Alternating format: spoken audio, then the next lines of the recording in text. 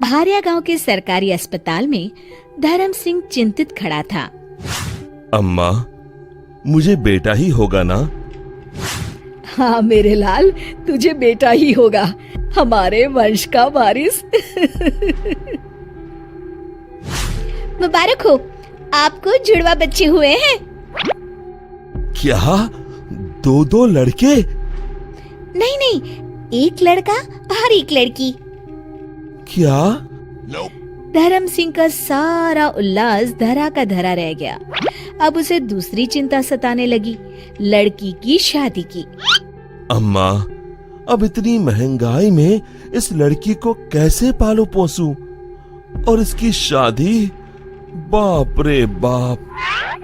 आपकी पत्नी आपको अंदर बुला रही है। कमरे के अंदर पद्मा के बगल में 2 बच्चे थे। देखिए जी, दोनों आप पर ही गए हैं। लड़का कौन सा है? ये रहा। धर्म सिंह ने अपने बेटे को उठाया और उसे चूमने लगा। कुछ देर बाद, ए जी, इसे भी देखिए ना, इसके नए नक्श कितने सुंदर हैं। हाँ हाँ, रहने दो। ये सुनकर बेचारी पद्मा का मुंह उतर गया। कुछ दिन बाद वे दोनों बच्चों को लेकर घर पहुंचे। धर्मा सिंह की माँ ने सबकी नजर उतारी। पद्मा, मुझे तुमसे जरूरी बात करनी है। हाँ जी, बोलिए। मैं इस लड़की को अपने एक मित्र को दे रहा हूँ। अब से वही इसका पालन पोषण करेगा। लेकिन ये हमारी बेटी है।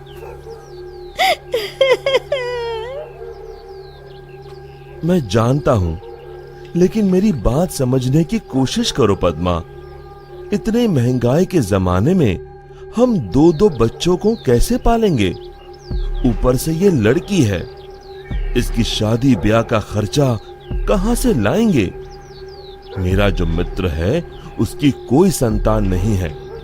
वो हमारी बेटी को बड़े लाड़ प्यार से पालेगा, हमसे भी बेहतर।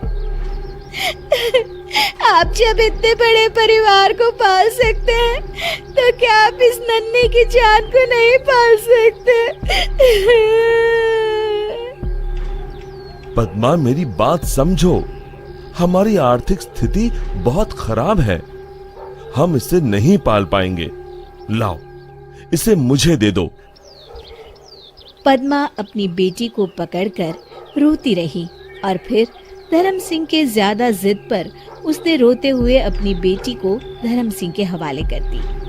धर्म सिंह ने अपनी बेटी अपने दोस्त की पत्नी को दे दी, जो बच्ची को पाकर फूले ना समाई। यह धर्म सिंह अपने बेटे को लाड़ करने लगा। धर्म सिंह अपने बेटे को चलना सिखा रहा था। ये देख पद्मा अपनी बेटी का सोचकर रोने लगी।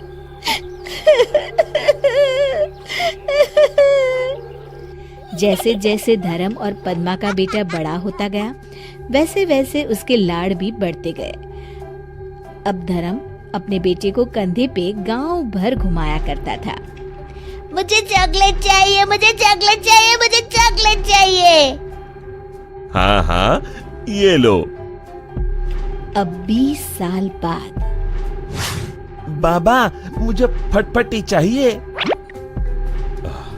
लेकिन बेटा, तू तो हमारी परिस्थिति जानता है। मेरे सारे दोस्तों के पास फटफटी है, मुझे भी चाहिए। धर्म सिंह ने अपनी पत्नी के गहने गिरवी रख अपने बेटे को फटफटी दिलवाई।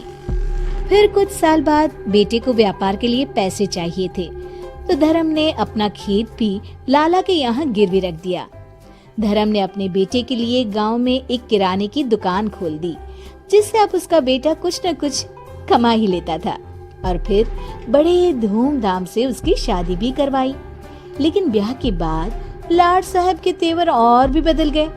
धर्म का बेटा हमेशा उससे झगड़ता रहता। बाबा, मैंने कहा था आपसे कि मेरे ससुराल वालों को ताने मत मारा करो, लेकिन आपको कहाँ मेरी बात सुननी है। अरे बेटा, मैं तो बस समधी जी से मजाक कर रहा था। मजाक? आप उन्हें ताने मार रहे थे। ऐसा कई दिनों तक चलता रहा और फिर एक दिन धर्म सिंह के बेटे ने अपने माँ बाप को उन्हीं के घर से बाहर निकाल दिया। पद्मा रोने लगी।